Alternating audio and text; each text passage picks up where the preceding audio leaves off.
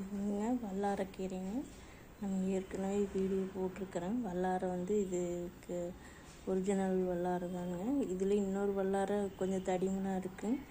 அது வல்லாரைன்னு கடையில் கிடைக்குங்க. வீட்டிலையும் வச்சுருக்காங்க. இது தொட்டி செடியிலே வருங்க. நிலத்துல வச்சா அப்படியே படர்ந்துடும். இது கீரைக்கட்டிலேருந்து நம்ம எடுத்து கட்டி வச்சுருக்கிறேன். நம்ம இதை தண்ணிக்குள்ளே வச்சு கொஞ்சம் புது வேர் விட்டோன்னே நம்ம மண்ணுக்குள்ளே வைக்கலாம். இல்லை அப்படியே மண்ணுக்குள்ளே வச்சாலும் நமக்கு தளர்ந்து வந்துடும். வல்லாரை வந்து நம்ம பொறிச்சு வச்சுட்டேன். நம்ம காம்பு வந்து இந்த மாதிரி தனியாக நம்ம எடுத்து வச்சிடலாங்க பொறிச்சு. இது வந்து நம்மளுக்கு பழுப்பு தலையெல்லாம் வேண்டியது இல்லைங்க. இதெல்லாம் எடுத்து வச்சிடலாங்க. நம்ம வல்லாரை வந்து அளவாக யூஸ் பண்ணணுங்க. இது வந்து மெமரி பவர், ஞாபக சக்திக்கு ரொம்ப நல்லதுன்னு சொல்லுவாங்க. நல்லா பசி எடுக்குன்னு சொல்லுவாங்க. இது வந்து நம்ம அளவாக சேர்த்துக்கலாங்க. சட்னியாகவும் சேர்த்திக்கலாங்க. இது வந்து சித்த வைத்தியத்தில் வந்து அவங்க சொல்கிற மாதிரி தான் நம்ம யூஸ் பண்ணணுங்க. இருந்தாலும் நம்ம சட்னி அளவாக கொஞ்சமாக செஞ்சுக்கலாங்க. இது ஒரு 4-5 பேர்த்துக்கு ஆகிற மாதிரி சாப்பிட்ற மாதிரி இருந்தால் நம்ம மல்லித்தலை புதினா தலை செய்கிற மாதிரி இந்த சட்னி செஞ்சுக்கலாங்க. எண்ணெய் ஊற்றிங்க, கொஞ்சம் ஒரு சின்ன வெங்காயம் போட்டுங்க, 2 வரமிளகா போட்டு வணக்கிட்டுங்க, ஒரு தக்காளி பொடியை கட் பண்ணி வணக்கிட்டுங்க, கொஞ்சம் புளியும் போட்டுட்டுங்க வணக்கிட்டு இந்த கீரையும் நல்லா அலசிட்டு அப்படியே முழுசாக கூட போட்டுக்கலாங்க. வணக்கிட்டுங்க கொஞ்சம் தேங்காய் ஒரு 2 பீஸு 2 கீத்து நம்ம எவ்வளோ வேணுமோ அளவாக சேர்த்திங்க வணக்கிட்டுங்க. ஃபேன் காற்றுல உடனே அரைக்கணும்னா ஃபேன் காற்றுல அரை வச்சு நம்ம சின்ன ஜாரில் அரைச்சிக்கலாங்க. அரை ஜார் போட்டுங்க அந்த மாதிரி பண்ணலாங்க. இதை அப்படியே நம்ம கழுவிட்டு ஒரு நாளைக்கு காலையில் இலை வெயிலில் காய வச்சுங்க. நல்லா ஈரம் காஞ்ச பின்னாடி நம்ம இட்லி பொடியை அரைக்கிறப்போ இதை வந்து சேர்த்து பவுட்ரு பண்ணிக்கலாங்க. இட்லி பொடி வல்லாரை இட்லி பொடி செஞ்சுக்கலாங்க.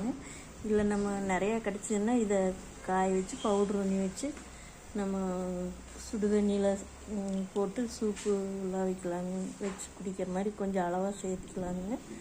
ஒரு டீஸ்பூன் அளவு நம்ம சேர்த்துக்கலாங்க. அளவெல்லாம் நம்மளுக்கு எவ்வளோன்னு தெரியாதுங்க. அன்னாட்டி வந்து ரொம்ப அதிகமாக இது வந்து நம்ம சேர்த்தக்கூடாதுங்க. வந்து நம்ம அளவாக ஒரு 10 வயசு குழந்தையிலேருந்து கூட கொடுக்கலாங்க. என்ன வயசுலேருந்து கொடுக்கறதுல அது நம்மளுக்கு தெரியாதுங்க. நம்ம அளவாக வல்லாரை சேர்த்திக்கிட்டா உடம்புக்கு ரொம்ப நல்லதுன்னு சொல்லுவாங்க. இதுலேயும் இன்னொரு வல்லாரையும் இருக்குது. அது இப்போ புதுசாக தடிமனாக இருக்குது. எது எவ்வளோ என்ன சேர்த்தனால நம்மளுக்கு தெரியாதுங்க. நம்ம ஆரம்பத்துலேருந்து 30 வருஷமாக நம்மளுக்கு தெரிஞ்சது இந்த வல்லாரை தானே. இப்போ கொஞ்சம் தடிமனாக இருக்கிற வல்லாரை நிறையா கிடைக்குதுங்க. இதுதான் ஒரிஜினல் வல்லாரைங்க. இது வந்து நம்ம சின்ன ஒரு தொட்டி செடியில் வச்சாலே நம்மளுக்கு வந்துடும் இந்த வல்லாரை. நம்ம இதிலே வந்து நம்ம தேங்காய் எண்ணெயெல்லாம் காய்ச்சிங்க. நம்ம அந்த தேங்காய் எண்ணெய் நல்லா ஒரு மிக்ஸி ஜாரில் அரைச்சிட்டும் கூட நம்ம தேங்காய் எண்ணெயில் காய்ச்சி எடுத்து வச்சிட்டோம்னாங்க நம்ம வந்து இட்லி பொடிக்கு ஊற்றிக்கலாங்க. இட்லி பொடிக்கு அந்த தேங்காய் எண்ணெய் நம்ம இட்லி பொடிக்கு ஊற்றுறதுங்க. அதனால் இந்த வல்லாரை எண்ணெயில் காய்ச்சிட்டு நம்ம இட்லி பொடிக்கு ஊற்றிக்கலாங்க. அப்படி இல்லைன்னா நம்ம வல்லாரை கொஞ்சம் அரைச்சிங்க தோசை மாவு கலக்கி வல்லாரை தோசை செஞ்சுக்கலாங்க. கொஞ்சம் துவர்ப்பு அடிக்கிற மாதிரி தான் இருக்குங்க. டேஸ்ட்டெல்லாம் கொஞ்சம் கம்மியாக தான் இருக்குங்க. சட்னி அரைக்கும்போது நம்மளுக்கு அந்த இதெல்லாம் தெரியாதுங்க. நம்ம வந்து கொஞ்சமாக அளவாக ஜூஸ் மாதிரி எடுத்து கொதிக்கிற தண்ணியிலையும் கூட நம்ம கொஞ்சமாக ஊற்றி சூப் மாதிரி குடிக்கலாங்க. நம்ம சூப் மாதிரி வச்சாலும் நம்ம எப்படின்ட்டு தெரியலைங்க. அது வந்து நம்ம முருங்கைக்கீரை இந்த மாதிரி தான் செஞ்சுருக்கிறேன். அவ்வளோதாங்க. வல்லாரை கொஞ்சம் இன்னைக்கு கிடச்சிதுங்க. அதனால் இந்த வீடியோ போடலான்னு ஏற்கனவே நம்ம போட்டிருக்கிறேன். இது மழை காலத்தில் கிடைக்கும். இப்போ இந்த ஜூலை மாதம் இந்த மாதிரி மழை காலத்தில் கிடைக்கும். தொட்டி செடியிலெல்லாம் வச்சிட்டோம்னா நமக்கு அது ஒரு செடி வச்சா நம்மளுக்கு நிறைய படர்ந்து வந்துடும். இந்த மாதிரி இது நிறைய செடி இருக்குதுங்க. நம்ம வீட்டில் வைக்கிற மாதிரி இருந்தால் மண் நிலம் இருந்ததுன்னா வச்சு விட்டோம்னா வந்துடுங்க. தண்ணி ஒரு இடத்துலைங்க.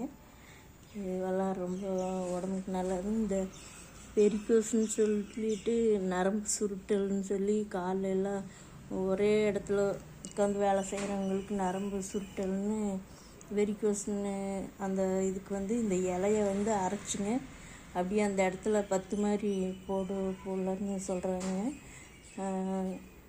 அது எப்படின்னு சித்த வைத்தியத்தை தான் நம்மளுக்கு சொல்லுவாங்க. நம்ம கிடைக்கிறப்ப இந்த மாதிரி வாங்கி நெய்யில் காய வச்சு அலாசிட்டு நெய்யில் ஒரு நாளைக்கு காலையில் நேரம் காய வச்சுட்டுங்க நம்ம எடுத்து நம்ம ஒரு தட்டில் வீட்டுக்குள்ளே வச்சிட்டோம்னா நம்ம ஒரு 2-3 நாளில் காஞ்சி வந்துடுங்க. அப்படியே நம்ம இலையோட ஒரு பாக்ஸில் ஒரு கண்ணாடி பாட்டில் ஏதோ ஒரு பவுலில் போட்டு வெளியிலே நம்ம மூடி போட்டு வச்சிட்டோம்னாங்க வேணுங்கெல்லாம் இந்த பவுட்ரு நம்ம தேவைப்பட்டால் எடுத்துக்கலாங்க. இது நம்ம இப்போ ஃப்ரெஷ்ஷாக வேணும் சாப்பிட்லாம்னா நம்ம சட்னி அரைச்சிக்கலாங்க. தோசை மாவில் கொஞ்சமாக அரைச்சி மாவு கொஞ்சம் மிக்ஸி ஜாரில் சின்ன ஜாரில் கொஞ்சமாக இதை இந்த அளவு போதுங்க. ஒரு கையளவு போட்டுட்டுங்க ஒரு கரண்டி மாவு ஊற்றிங்க மிக்ஸி ஜாரில் அரைச்சிட்டு அப்புறம் நம்ம ஒரு 2-3 தோசைக்கு ஆகிற மாதிரி மாவு கலக்கிக்கலாங்க. அளவாக சேர்த்துக்கலாங்க. அது தோசை பச்சை நிறத்தில் வரும். நம்ம இன்னும் செஞ்சது இல்லைங்க.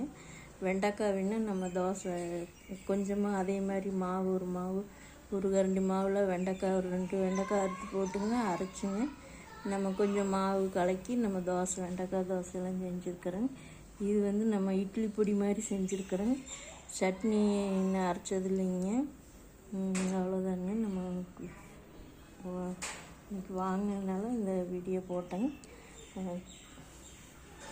இது நம்ம கொஞ்சம் இலையெல்லாம் பொரிச்சிட்டுங்க இந்த வேர் மட்டும் நம்ம நட்டு வச்சோம்னா நம்மளுக்கு கொஞ்சம் தளைஞ்சு வரும். சும்மா நம்ம தலையை வச்சு பார்க்குறது தானே. நம்ம வீட்டில் இடம் இருந்ததுன்னா நம்ம வச்சு தொட்டியிலே வளர்க்கலாங்க. அவ்வளோதாங்க இந்த வீடியோ.